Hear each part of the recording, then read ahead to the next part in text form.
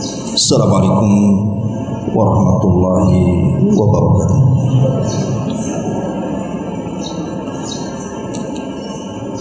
Alhamdulillah wassalatu wassalamu ala Rasulillah wa ala alihi wa sahbihi wa mawalah wa la hawla wa la quwwata illa billahi wa ba'du. Alhamdulillah, segala puja dan puji hanya milik Allah Subhanahu wa ta'ala. Salat dan juga salam kita iringkan dan kita hadiahkan kepada Rasul kita Nabi besar Muhammad sallallahu alaihi wa ala alihi wasallam.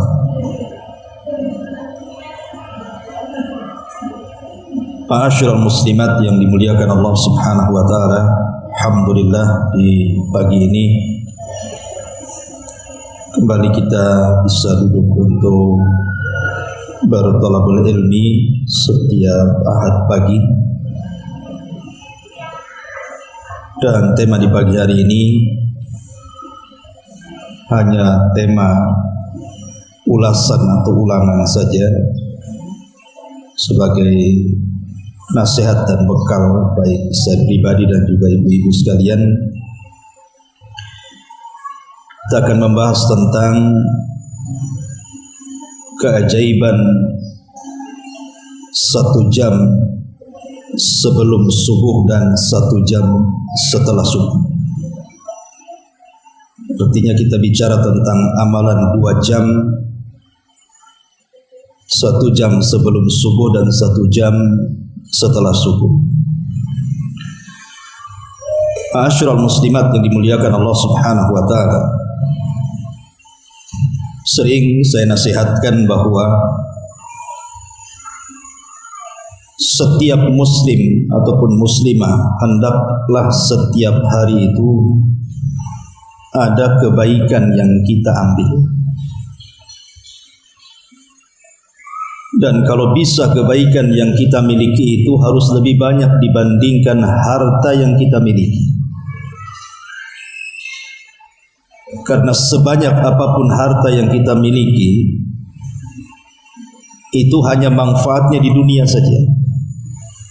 Di akhirat itu tidak ada manfaat harta itu kecuali yang disedekahkan saja. Makanya ketika Abu Lahab berbangga dengan kekayaan yang melimpah, kemudian mengatakan di hadapan rekan-rekannya dan mengatakan kalau betul yang dikatakan Muhammad itu sayasla naron dzata lahab, bahwa Abu Lahab akan dimasukkan ke dalam api yang menyala-nyala, kata Abu Lahab, tenang saja, saya kan punya harta banyak, saya bisa tebus neraka itu dengan harta saya.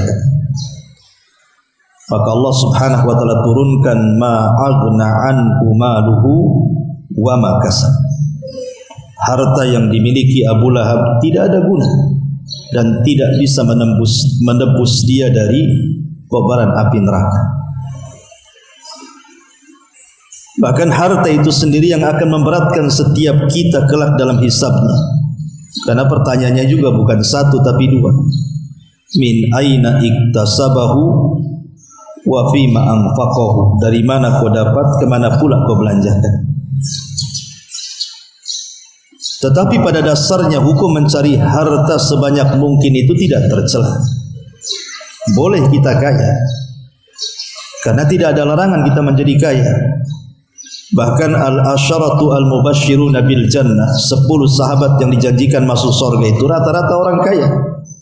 Abu Bakar kaya, Utsman kaya, Abdurrahman bin Auf kaya. Rata-rata mereka orang kaya.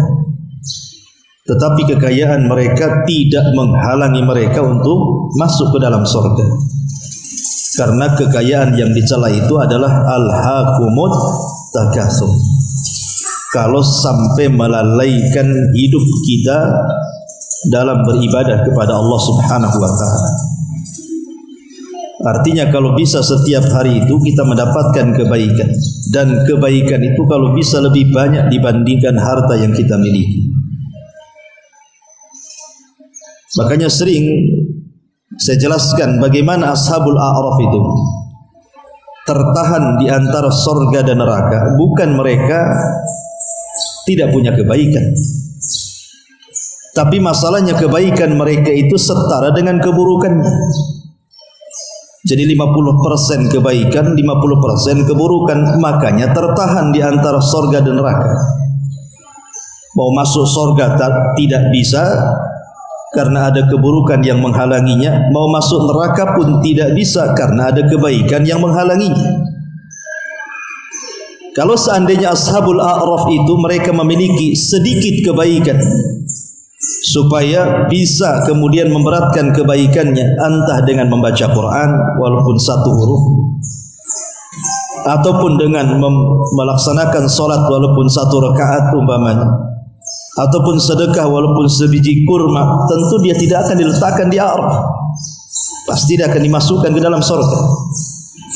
Karena sepakat ahli sunnah wal jamaah bahwa siapapun yang kebaikannya memberatkan timbangannya dibandingkan keburukannya, direct masuk surga. Tetapi ashabul a'raf itu tertahan karena kebaikan dan keburukannya seimbang. Makanya kalau seandainya kita bisa melebihkan kebaikan itu dari keburukan, beruntunglah kita. Dan itu kalau bisa setiap hari kita mendapatkan kebaikan, dan kalau bisa kebaikan itu harus lebih banyak dibandingkan dunia yang kita miliki. Dan itu dimulai dari setelah bangunnya kita dari tidur. Di situ banyak kebaikan yang kita bisa peroleh, baik 1 jam sebelum subuh ataupun 1 jam setelah subuh. Ini yang kita akan bahas. Ma'asyiral muslimin, muslimat yang dimuliakan Allah Subhanahu wa taala. Di dalam surah Az-Zariyat, tepatnya ayat 15 sampai 23. Allah Subhanahu wa taala berfirman, "Innal muttaqina fi jannatin wa uyun, akhidina ma atahum rabbuhum innahum kanu qabla dhalika muhsinin kanu qalilan minal laili ma yahja'un wa bil ashari hum yastaghfirun wa fi amwalihim haqqun lis-sa'ili wal mahrum wa fil ardi ayatun lil mukminin wa fi anfusikum afala tubsirun wa fis samai rizqukum wa ma tu'adun fa wa rabbis samai wal ardi innahu lahaqqun mithla ma annakum tantiqun." Sesungguhnya orang-orang yang bertakwa mereka berada di taman-taman sorga dan di mata-mata air yang indah di sorga, sambil mengambil apa yang mereka telah berikan dari Allah Subhanahu wa taala untuk mereka. Sesungguhnya mereka sebelum itu, maksudnya di dunia, adalah orang-orang yang berbuat baik. Mereka sedikit sekali tidur di waktu malam, dan di akhir-akhir malam mereka memohon ampun kepada Allah. Dan pada harta mereka ada hak untuk orang-orang miskin yang meminta dan orang miskin yang tidak mendapat bagian. Dan di bumi ini terdapat tanda-tanda kuasa Allah bagi orang-orang yang yakin, dan juga pada diri kalian sendiri. Maka apakah kamu tidak memperhatikan, padahal di langit terdapat sebab-sebab rizki kalian, dan terdapat pula apa yang dijanjikan Allah kepada kalian. Maka demi Tuhan langit dan bumi, sesungguhnya yang dijanjikan itu adalah benar-benar akan terjadi seperti perkataan yang kalian ucapkan. Ma'asyiral muslimat yang dimuliakan Allah Azza wa Jalla, perhatikan ayat surah Az-Zariyat ini, ayat 15 sampai 23 ini. Sebelumnya Allah Subhanahu wa taala menceritakan tentang keindahan surga. Bahwa di surga itu ada taman-taman yang indah, ada mata air yang indah. Kemudian penduduknya mereka akan merasakan apa yang Allah anugerahkan kepada mereka. Kemudian Allah berikan alasan, innahum kanu qabla dzalika muhsinin. Kenapa mereka mendapatkan nikmat-nikmat itu? Karena sebelumnya ketika mereka di dunia, mereka banyak melakukan kebaikan. Apa yang mereka lakukan dari kebaikan itu? Kanu qalilan minal laili ma yahja'un wa bil ashari hum yastaghfirun. Karena mereka sewaktu di dunia itu sedikit sekali tidur mereka di malam hari. Dan apabila mendekati waktu subuh, waktu sahur, maka mereka pun senantiasa meminta ampun dengan istighfar kepada Allah Subhanahu wa ta'ala. Kemudian di pagi harinya mereka pun bersedekah dengan harta-harta mereka kepada orang-orang yang berhajat dari kalangan orang miskin dan membutuhkan. Kemudian di ujung ayat Allah Subhanahu wa ta'ala mengatakan, wa fis sama'i rizqukum wa ma tu'adun. Ingat, semua yang kita lakukan dari mulai bangun tidur sampai kemudian subuh, kemudian kita melakukan ibadah setelah subuh, itu semua mengundang rizki Allah Subhanahu wa ta'ala. Dan di langit ada rizki yang Allah janjikan kepada kalian, dan apa yang dijanjikan dari sorga kepada kalian. Ma'asyiral muslimat yang dimuliakan Allah Azza wa Jalla, bertolak dari surah Az-Zariyat ini kita akan bahas tentang amalan-amalan yang sangat luar biasa selepas kita bangun tidur. Di dalam sebuah hadis yang sangat ma'ruf yang sering ibu-ibu dengar, Nabi SAW mengatakan, Nabi SAW bersabda, yanzilu rabbuna ila sama'id dunya fi kulli thuluthil lailil akhir wa dzalika kulla lailatin. Jadi Allah Subhanahu wa ta'ala turun di sepertiga malam akhir, dalam riwayat di pertengahan. Jadi ada dua riwayat, ada yang mengatakan di pertengahan malam Allah turun, dan dalam riwayat Muslim Allah turun di sepertiga malam akhir. Dan itu setiap malam. Jadi setiap malam Allah turun ke bumi. Kemudian Allah Subhanahu wa ta'ala berfirman kepada seluruh hamba-hambanya dan mengatakan, man yas'aluni fa'u'tiyah wa man yad'uni fa'astajibah wa man yastaghfiruni fa'aghfirlah. Siapa yang meminta, kata Allah, ku beri setiap permintaannya. Siapa yang berdoa, ku kabulkan semua doa-doanya. Dan siapa yang meminta ampun, ku ampuni semua dosa-dosanya. Lihat di sini Allah Subhanahu wa ta'ala menawarkan tiga perkara. Silahkan meminta, silahkan berdoa, dan silahkan beristighfar. Ma'asyiral muslimat yang dimuliakan Allah Azza wa Jalla, sering saya buat analogi seperti ini. Ibu kalau seandainya kedatangan tamu, mungkin tamu bagi keluarga ibu itu sesuatu yang sangat istimewa. Entah orang tua yang sudah lama enggak ketemu, tahu-tahu mau datang ke Batam, mau jumpa dengan ibu. Maka otomatis kemudian ibu akan menyambut tamu itu kan. Akan ditanya pesawatnya jam berapa. Oh, pesawatnya datangnya malam jam 1 atau jam 2. Pasti saya yakin ibu tidak mungkin tidur di jam-jam seperti itu. Pasti ibu akan jemput, karena itu orang yang spesial menurut ibu. Pasti akan charter mobil kalau tak punya mobil. Kalau punya mobil sendiri ya pasti akan dicuci dulu mobilnya. Kita pun pasti akan menyiapkan sesuatu di rumah kita, karena tamu yang akan datang itu sangat istimewa. Boleh jadi mungkin sebelum pesawat itu landing, kita sudah sampai 1 jam sebelum. Kasihan itu orang tua kita. Artinya kepada makhluk saja terkadang penghargaan kita itu berlebih. Karena alasannya ini orang tua kita. Datang walaupun sepertiga malam tetap aja dijemput. Bahkan kita tidak tidur, bahkan sudah disediakan sebelumnya, bahkan ditunggu lagi. Kalau kepada makhluk sedemikian takzimnya kita, ini Allah Subhanahu wa ta'ala setiap sepertiga malam itu mengundang kita.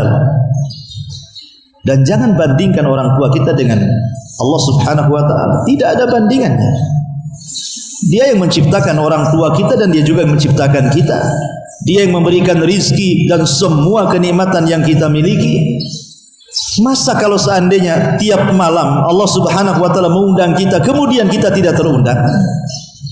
Mana pengagungan kita kepada Allah? Kenapa kita lebihkan pengagungan kita kepada manusia? Tidak sebagaimana kita agungkan Allah sebagaimana mestinya. Maka betul kata Allah Subhanahu wa ta'ala, wa ma qadarullaha haqqa qadri. Rupanya manusia itu belum sanggup mengagungkan Allah dengan sebenar-benar pengagungan. Karena kita ini terkadang masih mengagungkan manusia berlebih kan, dibandingkan mengagungkan kepada Allah Subhanahu wa ta'ala. Kalau setiap kita ini mampu mengagungkan Allah Subhanahu wa ta'ala seperti kita mengagungkan manusia, maka semua hajat kita ibu pasti Allah Subhanahu wa ta'ala akan kabulkan. Seperti sering saya analogikan, kalau seandainya kecintaan kita kepada akhirat itu sama dengan kecintaan kita kepada dunia, enggak ada orang masuk neraka, pasti masuk surga semua. Kalau kecintaan kita kepada akhirat sama, jangan lebih lah, samakan saja. Jadi sebagaimana kita cinta kepada dunia, begitulah cinta kita kepada akhirat. Kita robah dari cinta dunia ke cinta akhirat. Sebagaimana ketika kita mencintai dunia, enggak ada orang masuk neraka, semua masuk surga. Tapi sayangnya orang melebihi kecintaan kepada dunia itu jauh dibandingkan kecintaan kita kepada akhirat. Makanya ada orang masuk surga, ada orang masuk neraka. Lah sama juga kalau kecintaan kita kepada Allah, mengagungkan kita kepada Allah ini seperti kita mengagungkan kepada manusia. Tentu Allah Subhanahu wa ta'ala akan memuliakan kita semua. Tetapi wa ma qadarullaha haqqa qadri. Banyak manusia itu yang belum bisa mengagungkan Allah dengan sebenar-benar pengagungan. Ma'asyiral muslimat yang dimuliakan Allah Subhanahu wa ta'ala.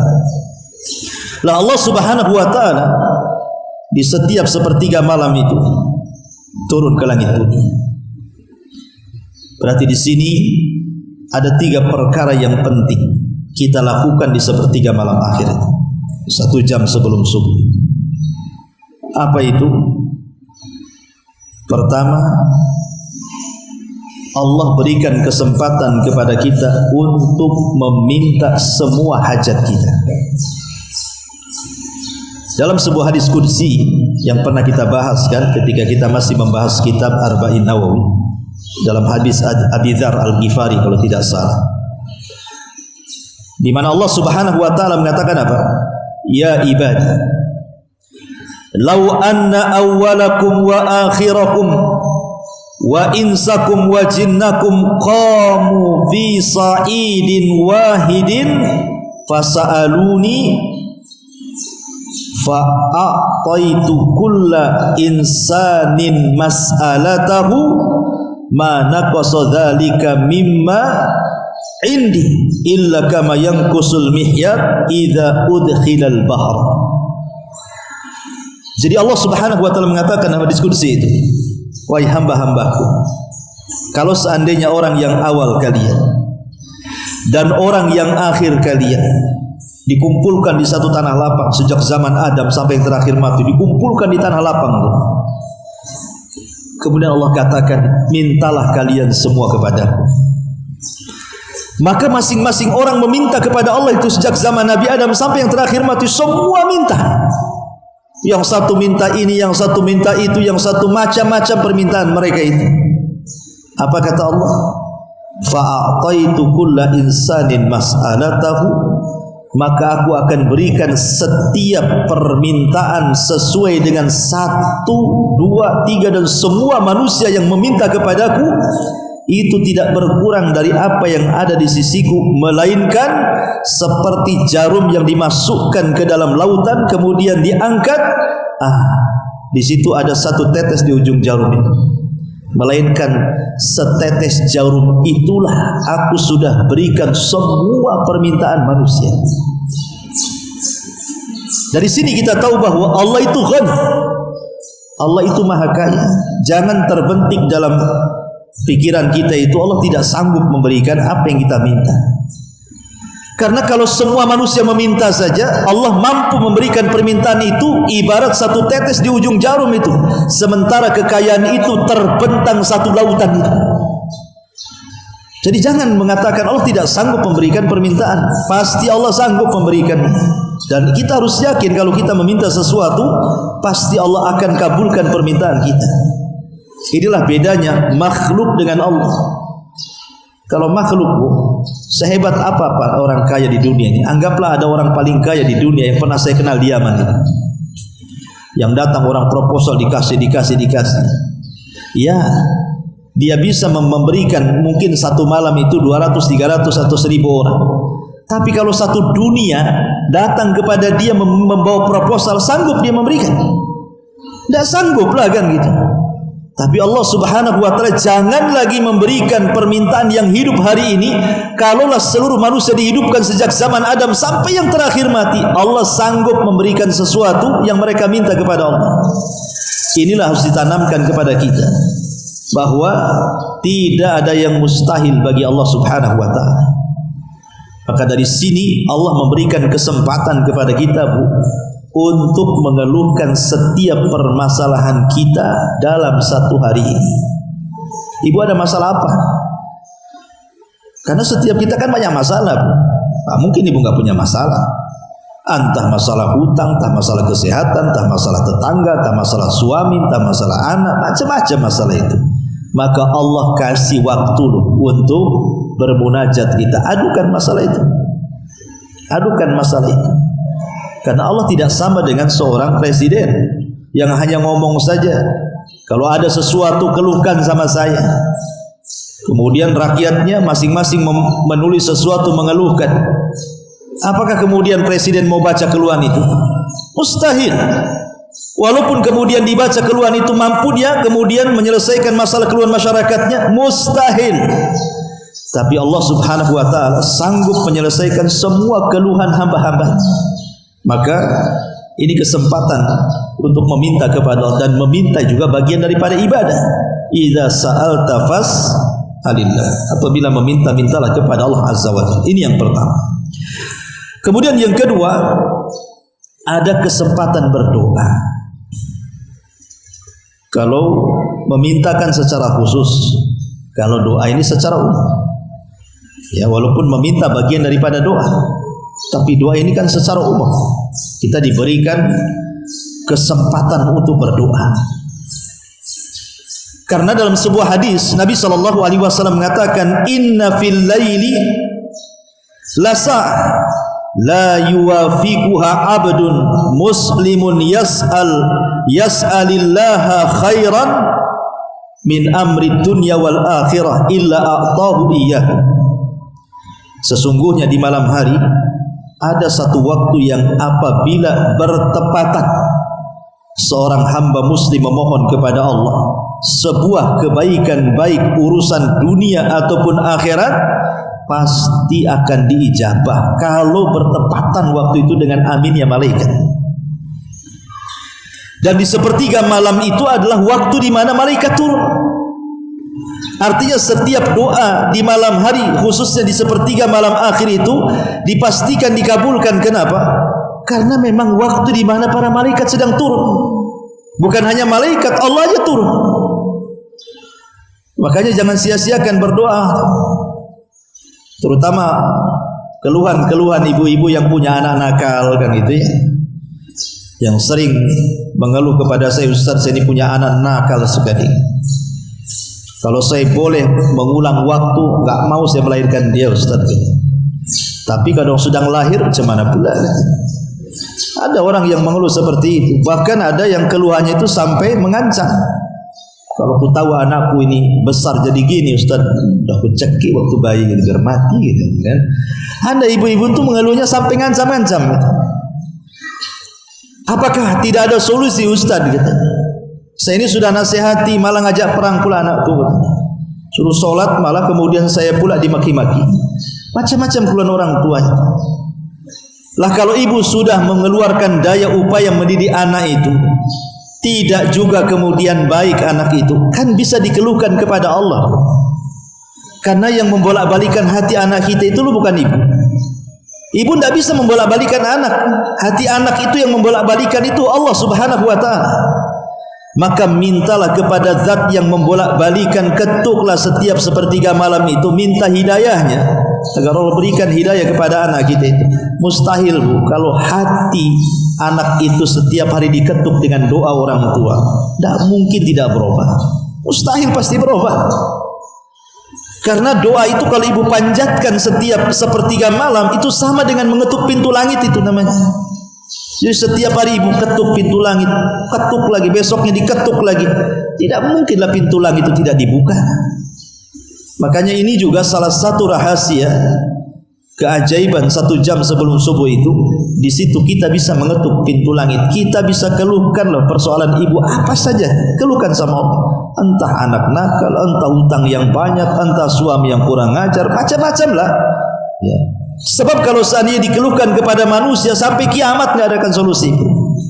Sama manusia saja susah dapat solusi, apalagi kemudian mengeluh kepada benda-benda yang tidak jelas. Ngeluh ke dunia medsos mana bisa, ngeluh di Facebook, ngeluh di WA, ngeluh di grup, paling dibaca saja, paling komentar kawannya kasihan katanya, gitu saja paling dibilang kasihan gitu. Nggak dikasih solusi, ya mudah-mudahan paling sebatas itu. Tapi kalau langsung mengeluh kepada yang memang menciptakan masalah dan dia pula yang mengangkat masalah, ibu yakin insya Allah lambat laun pasti akan ada jawabannya. Ini kesempatan berdoa. Apalagi Allah marah kalau seandainya tidak meminta kepada Allah kan. Bahkan dalam sebuah hadis Nabi SAW mengatakan bahwa innahu man lam yas'alillah yaghdab alaihi. Siapa yang tidak meminta kepada Allah, berdoa kepada Allah, justru Allah akan murka kepadanya. Bahkan perkara kecil Bu, jangan diremehkan, minta kepada Allah. Karena perkara kecil Bu, kalau tidak ada pertolongan Allah untuk menyelesaikannya, gak akan mudah perkara itu dikeluarkan. Lihat, perhatikan hadis Nabi. Kata Rasulullah, hadis Aisyah radhiyallahu anha, salullaha kulla syai'in hatta sya'th fa inna Allah azza wa jal illam yuyassirhu lam yatayassar. Apa kata Rasul? Mintalah kepada Allah segala sesuatu yang ibu hajatkan, sampai pun kepada masalah tali sendal yang putus, minta kepada Allah. Kenapa? Karena sesungguhnya Allah itu jika tidak memudahkan sesuatu, sesuatu itu tidak akan berjalan dengan mudah. Allah kalau tidak mudahkan, selamanya tidak ada kemudahan di situ. Jadi kalau seandainya ibu nih jalan kaki dari sini ke rumah, tali sendalnya pula putus gitu, langsung berdoa, ya Allah berikan tali sandal. Maksudnya seperti itu. Bukan berarti kemudian tiba-tiba jatuh tali sandal dari langit, nggak ada itu ceritanya. Maksudnya kemudahan-kemudahan itu bukan begitu caranya. Boleh jadi Allah Subhanahu wa taala mudahkan walaupun tak pakai sandal, ya, walaupun ibu jarang nyeker gitu, tapi sampai rumah tak ada kena duri itu. Bisa saja kan begitu. Tak ada kena beling, tak ada kena paku. Allah mudahkan. Sebab kalau tidak meminta boleh jadi kemudian kena paku, kena beling jadinya di situ. Atau boleh jadi kemudian nampaklah tetangga itu pakai sandal, baik pula tetangga itu baru pula dia beli sandal. Nah, saya kasih sandalnya. Nah, itu kalau tetangga baik tuh. Kalau tetangga tak baik malah diketawakan, ih orang desa tak pakai sandal gitu. Itu kalau tak bagus tetangganya ya. Tapi kan dengan cara seperti itu boleh jadi Allah kasih solusi gitu maksudnya. Kalau tali sandal saja kita minta kepada Allah Azza wa Jal, dan kata Nabi SAW, karena Allah itu jika memudahkan sesuatu, Allah mudah, Allah akan mudahkan semua urusan. Tapi kalau Allah tidak memudahkan, selamanya tidak akan mudah urusan itu. Walaupun kita anggap mudah awalnya, itu mudah aja itu. Setelah kemudian kita berusaha menyelesaikannya, rupanya tak ada jalan keluar. Makanya sering saya katakan, Allah itu kalau sudah ikut campur tangan kepada masalah kita, yang sulit saja Allah akan uraikan masalahnya. Apa yang mudah Allah lebih mudahkan lah. Tapi sekecil apapun masalah, kalau Allah tidak memudahkan, sampai kiamat masalah itu tidak akan terurai. Ma'asyiral muslimat yang dimuliakan Allah Azza wa Jalla. Ini yang kedua, ada kesempatan untuk berdoa, dan doa itu ibadah, tidak ada ruginya, Bu. Karena pengabulan doa itu sudah sering saya katakan, yang pertama, imma an yu'ajjila lahu da'watuhu. An yu'ajjila lahu da'watuhu, boleh jadi Allah segerakan permintaannya. Setelah berdoa sehari dua hari, rupanya diijabah. Ada yang seperti ini. Wa imma an yaddakhiraha lahu fil akhirah, boleh jadi tidak dikabulkan doanya, tetapi dijadikan sebuah tabungan pahala untuk meningkatkan derajatnya di sorga. Atau yang ketiga, imma an yansarif anhu minas su' mislah, ataupun boleh jadi dia dihindarkan dari mara bahaya yang kalau tertimpa lebih dahsyat dibandingkan permintaannya. Inilah cara Allah mengabulkan doa.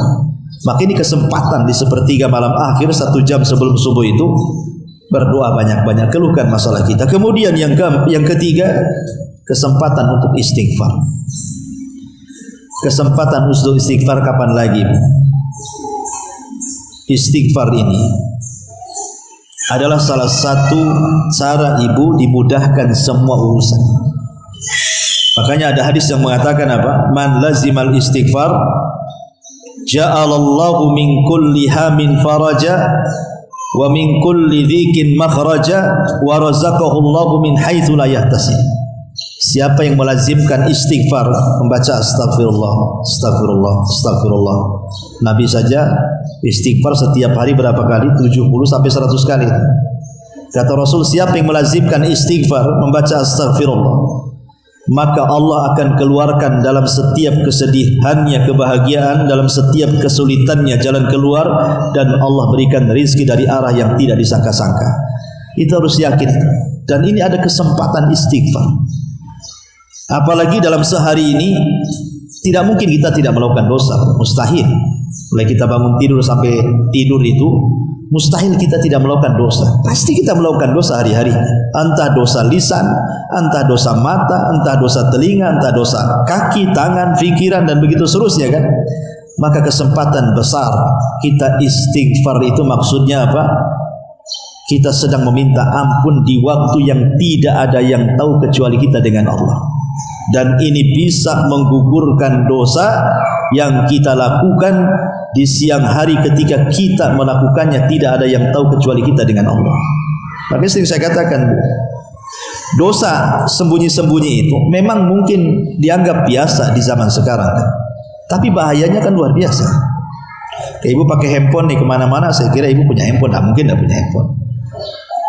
Pengemis saja punya iPad sekarang ini, layar sentuh lagi. Apalagi ibu kan pasti punyalah. Terkadang ibu ini kan nengok grup, baca grup, ataupun nengok YouTube, atau nengok Instagram, atau nengok apalah yang terlewatkan dalam medsos yang kita pegang itu. Tidak sadar kita ini sedang berbuat dosa sebenarnya. Entah di situ kita baca ghibah atau menggibah gitu ya. Kita tidak tahu. Entah kita sedang copy paste masalah hoax, apalagi di zaman politik, kadang-kadang sarser nggak jelas. Atau kita menonton hal-hal yang tidak senonoh kita tonton, aurat-aurat, atau boleh jadi mungkin yang kita tonton itu mungkin kekufuran, bid'ah, maksiat atau apa, kita tidak tahu. Dan terkadang yang kita tonton itu tidak ada yang tahu kecuali kita dengan handphone saja tuh. Dengan Allah yang menciptakan kita, itu dosanya besar. Kenapa? Karena bisa menghapuskan pahala yang besarnya sebesar gunung Tihamah, kata Rasul. Jadi kalau ibu menghadap Allah itu membawa sebesar gunung Tihamah dosa, pahala, maka bisa digugurkan dengan maksiat sembunyi-sembunyi.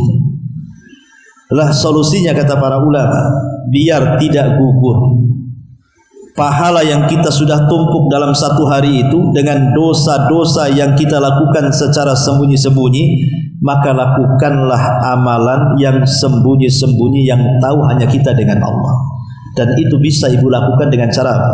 Istighfar di 1 jam sebelum subuh. Siapa yang tahu? Tidak ada yang tahu, kan hanya ibu dengan Allah saja. Nah, itulah caranya supaya balance gitu ya. Jangan sampai pahala kita hilang dengan dosa sembunyi-sembunyi, maka lakukan juga pahala sembunyi-sembunyi. Begitu caranya kata para ulama. Ya. Ini yang ketiga. Jadi meminta, berdoa, beristighfar.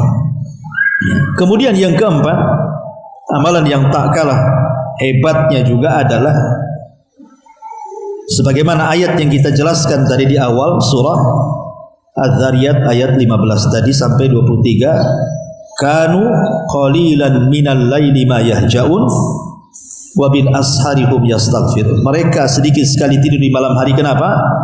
Karena mereka menjauhkan lambung mereka dari tempat tidur, maksudnya salat malam.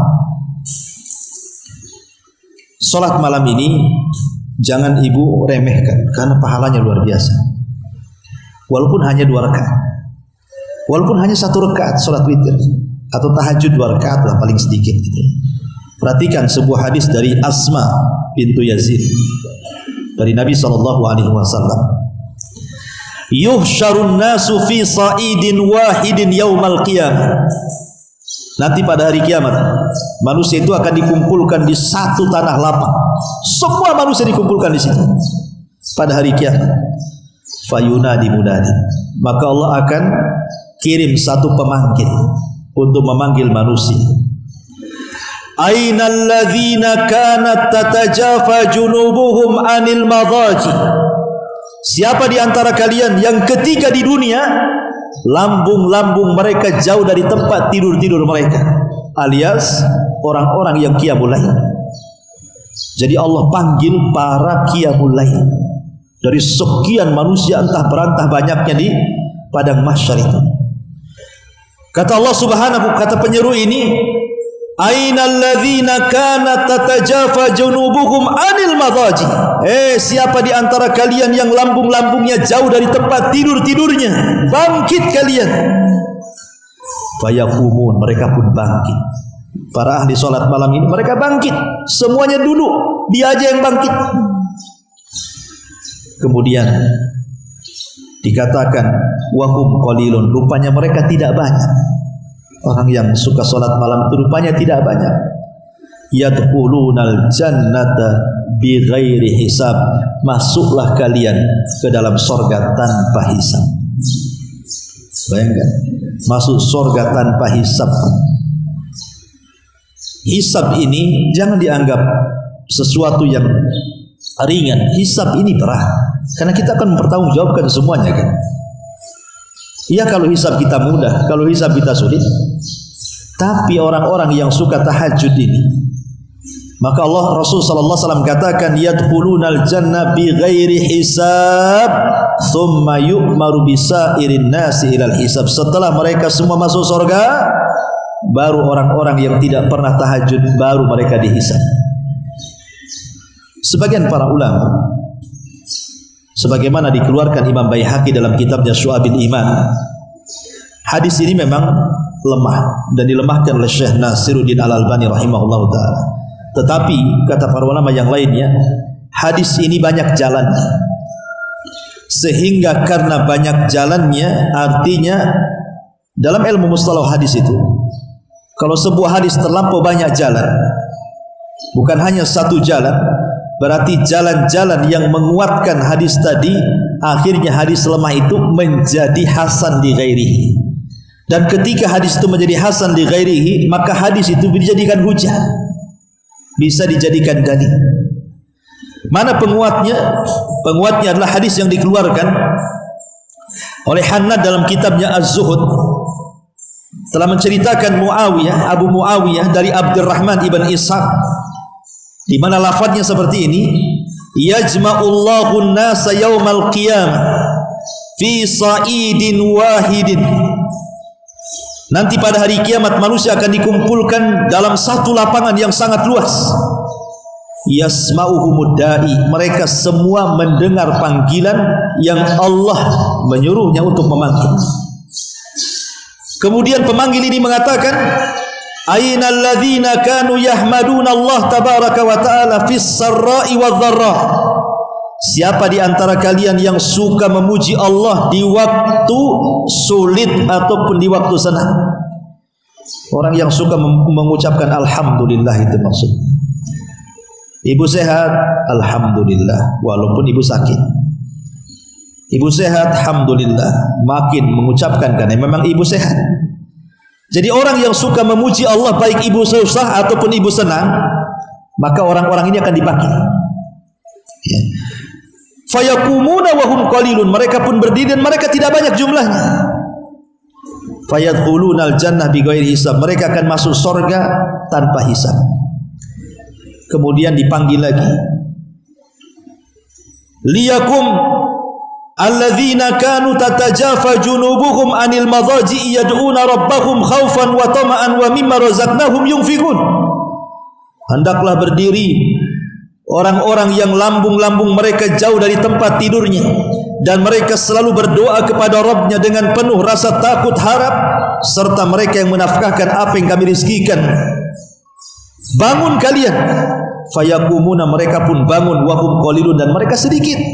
Fayadkhulunal jannata bighairi hisab, mereka masuk ke dalam surga tanpa hisab. Qala thumma yaqumu yunadi, kemudian yang memanggil lagi, liyakum alladzina kanu rijalun la tulhihim tijaratun wala bai'un an dzikrillah wa iqamis salati wa ita'iz zakati yakhafuna yawman tataqallabu fihi alqulub wal absar.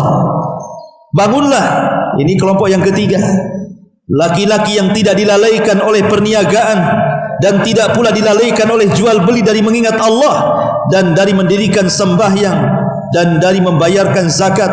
Mereka takut kepada satu hari yang di hari itu hati dan penglihatan mereka menjadi goncang karena ketakutan.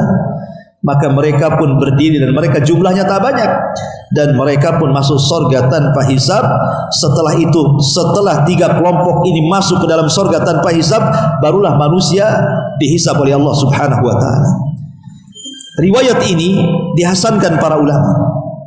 Riwayat ini dihasankan para ulama, sehingga riwayat ini bisa menguatkan hadis yang dilemahkan tadi, sehingga menjadi hasan di ghairihi. Sehingga kesimpulannya, riwayat ini bisa dijadikan hujah bahwa orang-orang yang qiyamul lail, yang setiap hari melaksanakan tahajud, qiyamul lail, witir dan yang semacamnya, lambung mereka jauh dari tempat tidur, maka di antara fadilahnya, mereka masuk surga tanpa hisab. Luar biasa. Makanya wajar kalau Rasul mengatakan syaraful mu'min qiyamuhu bil lail, kemuliaan seorang mukmin ini karena berdirinya mereka di malam hari. Ma'asyiral muslimin yang dimuliakan Allah Azza wa Jalla, inilah 4 amalan yang luar biasa kalau kita lakukan 1 jam sebelum subuh. Baru kalau sudah kemudian mendengar suara azan, ibu sudah lakukan. Kalau sudah ibu dengar azan, umpamanya dari luar sudah azan gitu, apa yang ibu lakukan? Ibu jawab suara muadzin itu. Jawab. Umpamanya sebelah ini, ibu rumah sebelah situ, masjidnya di sini, muadzin sedang memandangkan azan, jawab. Setiap kumandang azan itu jawab, karena Nabi SAW mengatakan, idza sami'tumul muadzin faqulu misla ma yaqulul muadzin. Apabila kalian mendengar suara azan, maka jawablah persis seperti yang dikatakan muadzin, kecuali di hayya ala taini, hayya ala salat dan hayya alal falah, maka lafadznya la haula wala quwata illa billah. Kalau yang lain ya sama dengan suara muadzin. Apa pahalanya, Bu?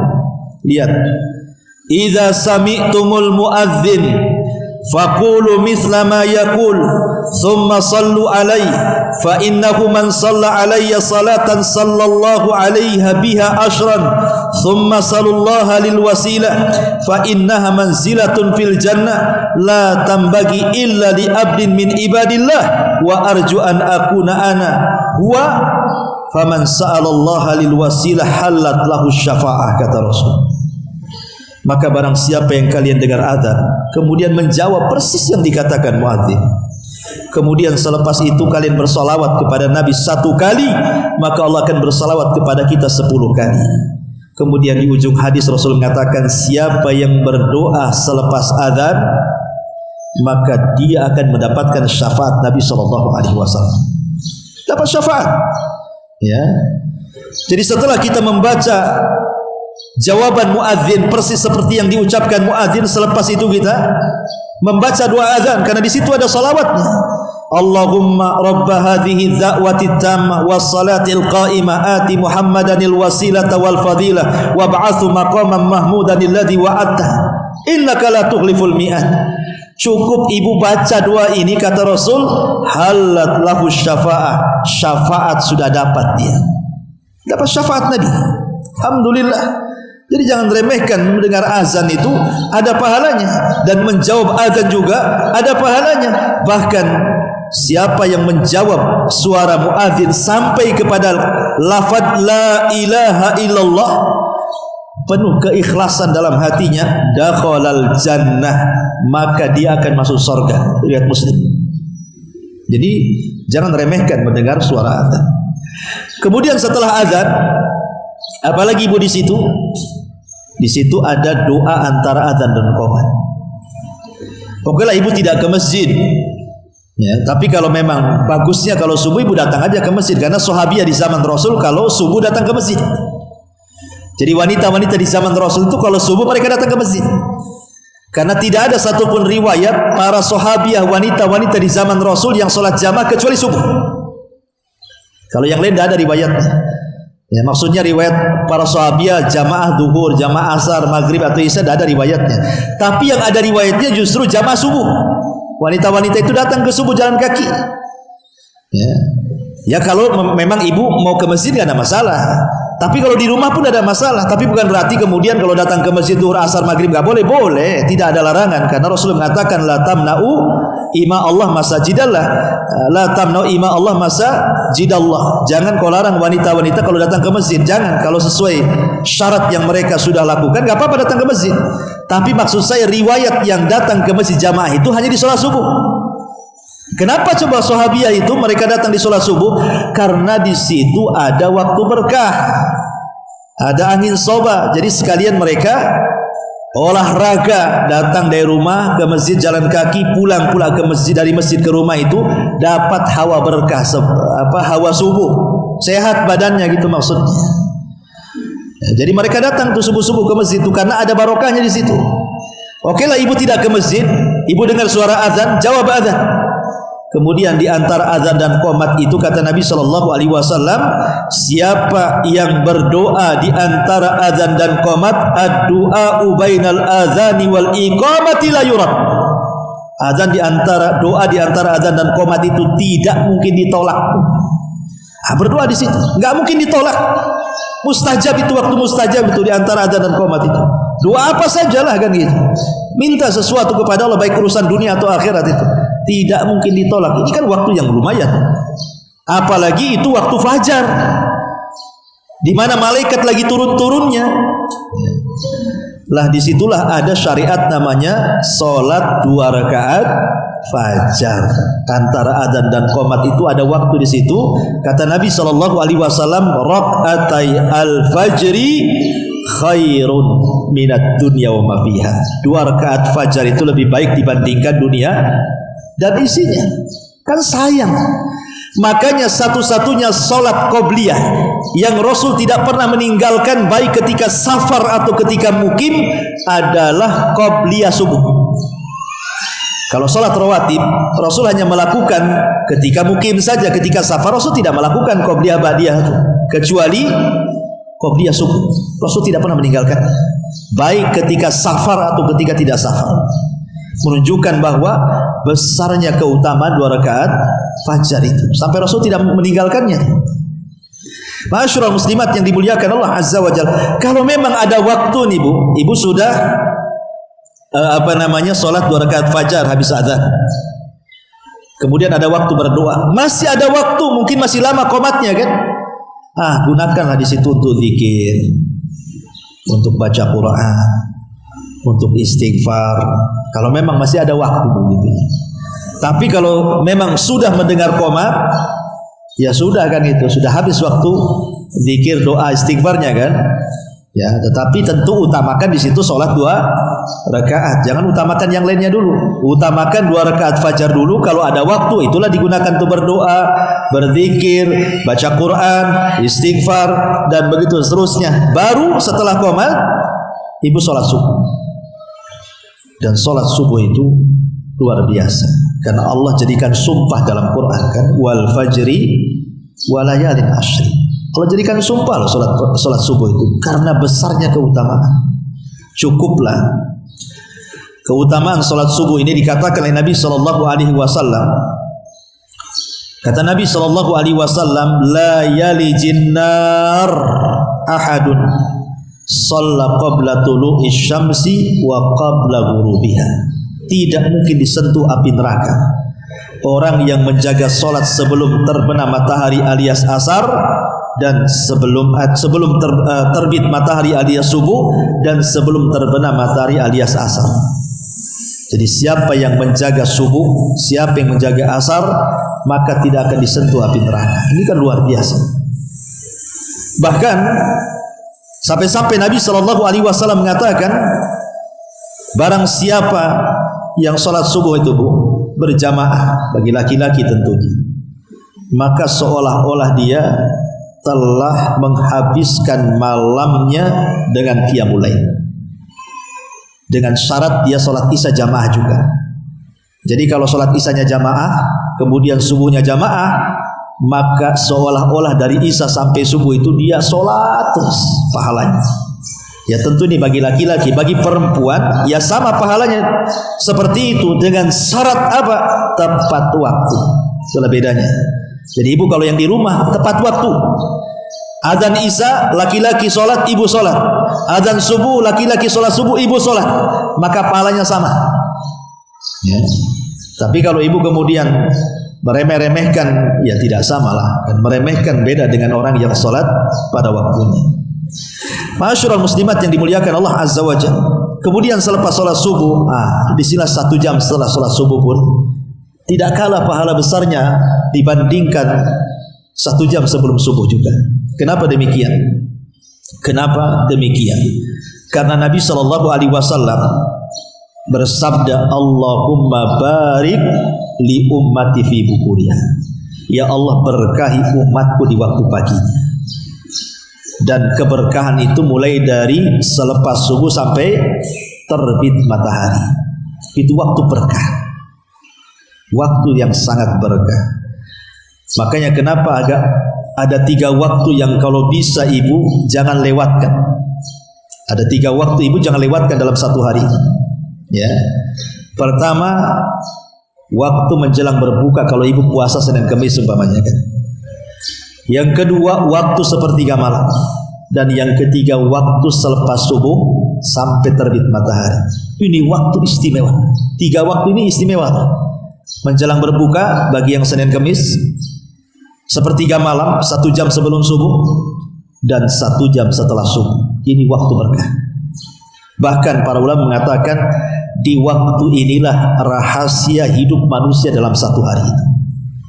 Jadi kalau ibu ingin diberkahi dalam 1 hari mulai dari pagi sampai sore, maka di waktu pagi inilah rahasianya. Minta kepada Allah supaya ibu dapat rezeki yang baik. Minta kepada Allah supaya ibu diberkahi anak-anaknya, keluarganya, kehidupannya, tidak diganggu orang. Ya, ibu bisa lancar semuanya, dimudahkan urusannya. Minta tuh di waktu pagi itu, dari subuh sampai matahari. Disinilah rahasia berkahnya. Makanya sering saya katakan, Al-Imam Ibnul Qayyim rahimahullah ta'ala sampai mengatakan, siapa yang membiasakan tidur selepas subuh itu tidak berkah hartanya, tidak berkah anaknya, tidak berkah keluarganya, tidak berkah kehidupannya. Itu yang suka biasakan tidur aja. Pokoknya habis subuh tidur. Ya. Justru tidak akan diberkahi. Kalau sekali-kali nggak apa-apa lah, namanya orang terkadang capek kan gitu ya, wajar sekali-kali tidur. Tapi kalau sudah dijadikan kebiasaan habis subuh tidur bu, nggak akan berkah itu hidupnya. Kenapa? Karena saat Allah turunkan berkah dia tidur. Biar dapat. Makanya kalau habis subuh Kalau cuaca bagus, buka jendela, buka pintu, biar juga udara tuh juga masuk itu yang bagus kan, karena udara pagi itu kan sirkulasinya bagus untuk kesehatan. Kenapa bagus? Karena itulah yang disebut dengan angin soba yang sering saya jelaskan. Angin soba itu angin berkah yang menolong Rasul dalam setiap peperangan. Kata Rasul, nusirtu bis soba wa uhlikatil adu bid-dabur. Aku ditolong dengan angin pagi, sebagaimana kaum Ad dihancurkan dengan angin sore. Artinya angin pagi itu menolong, ya, menolong Nabi dan juga menolong umatnya. Makanya kenapa angin itu angin yang sangat berkah, biarkan dia masuk, kecuali kalau cuacanya memang hujan deras ya jangan kan. Maksudnya kalau cuaca bagus biarkan angin itu masuk. Ya, untuk supaya kesehatannya adalah dalam rumah itu, bawa berkah ke dalam rumah. Nah, itulah kalau sudah jam-jam habis subuh, perbanyak doa, minta kepada Allah supaya dalam satu hari itu diberikan rezeki yang halal, tambahan ilmu, keluarga berkah. Ya, kalau urusan akhirat ya minta diistiqomahkan, minta surga dan begitu seterusnya.